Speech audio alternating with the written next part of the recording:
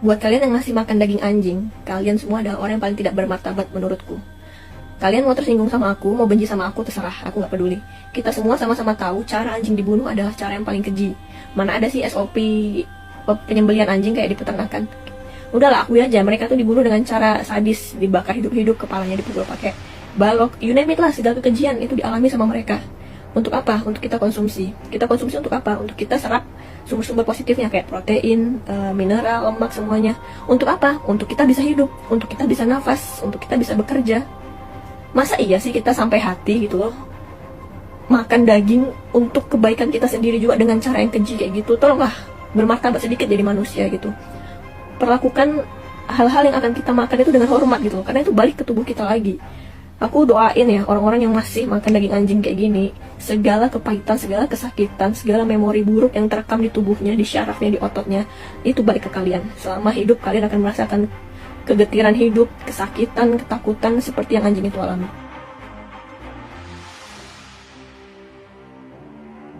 Halo guys, kali ini Prater membeli anjing suster guys, dan ini sedang transaksi soal harga, tiba-tiba anjingnya menggonggong guys.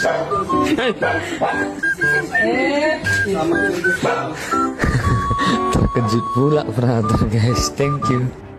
Assalamualaikum warahmatullahi wabarakatuh. Apa kabar Covizen semuanya? Semoga kita selalu dalam lindungan Allah Subhanahu wa taala. Nah, Covizen semuanya, kita bisa lihat ya. Saya tuh paling senang kalau ada orang Kristen yang mengutuk orang Kristen tuh disebabkan karena kelakuan mereka yang memang, mohon maaf, melampaui batas. Jadi memang satu-satunya agama yang kalau kitab sucinya ngomong A, mereka melakukannya Z. Kalau kitab sucinya bilang C, yang mereka lakukan V. Yang kalau kitab sucinya bilang Z, mereka lakukan A. Itu siapa? Kristen. Jadi dalam kitab sucinya babi dilarang untuk dimakan, mereka justru membela mati-matian untuk makan babi. Kitab sucinya mengatakan bahwa minuman beralkohol, minuman memabukkan itu harus dijauhi, nggak boleh diminum. Mereka malah menjadikan minuman alkohol, amer, sebagai minuman suci yang disajikan ketika ada perayaan-perayaan atau misa-misa suci atau momen-momen suci menurut mereka. Jadi ada roti yang dikatakan sebagai roti suci kan, kemudian ada anggur amer tadi itu yang mereka katakan sebagai darah Yesus kemudian diminum oleh mereka.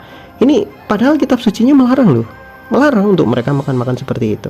Kitab sucinya juga memberikan batasan-batasan, ada makanan-makanan yang nggak boleh dimakan.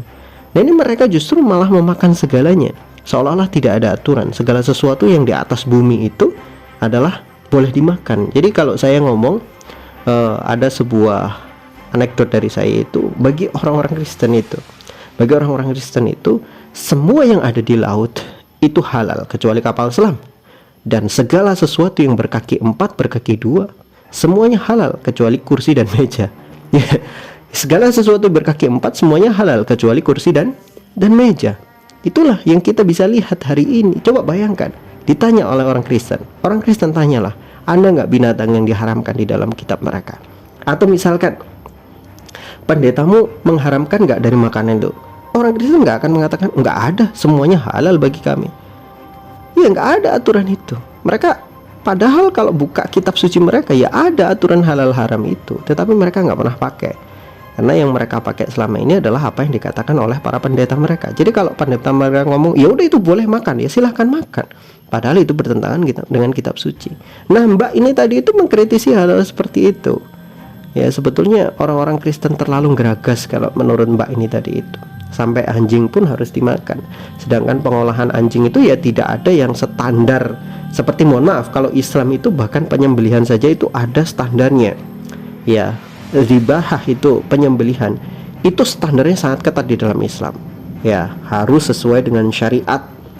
Pengaturannya itu harus sangat luar biasa. Tidak boleh menyiksa, tidak boleh menyakiti, harus dilakukan dengan cepat, pisaunya harus tajam, yang sangat tajam, sehingga ketika itu dilakukan penyembelihan tidak menyiksa hewan begitu lama. Kemudian harus terpotong 3 jalur, 3 jalur tadi itu, jalur makan, jalur nafas, dan jalur darah, supaya kematiannya itu ya betul-betul mati tanpa ada penyiksaan. Itu sangat luar biasa diatur di dalam Islam. Coba bayangkan, Ya, di dalam Kristen seperti apa? Ada nggak aturan-aturan seperti itu? Enggak. Mereka selama ini mengatakan bahwa penyembelihan umat Islam adalah bentuk kezoliman, itu kekejaman. Tapi yang mereka lakukan sendiri bagaimana? Ketika mereka membunuh anjing, ketika mereka membunuh babi. Memang bunuh babi itu seperti apa? Babi itu nggak bisa disembelih, mohon maaf ya. Babi itu nggak bisa disembelih loh.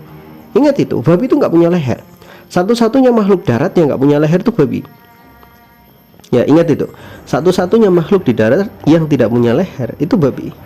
Sehingga tidak mungkin bisa disembelih. Sehingga proses mematikan babi, yaitu mohon maaf agak cukup kejam juga. Yang itu dilakukan oleh mereka, yang kemudian jadilah santapan mereka, dan itu dianggap oleh mereka sebagai sesuatu yang tidak mendolimi binatang. Padahal kenyataannya kalau dibandingkan dengan Islam, aturan-aturan mereka itu nggak ada. Islam lah yang punya aturan yang sangat jelas. Wallahu a'lam bishawab. Semoga bermanfaat.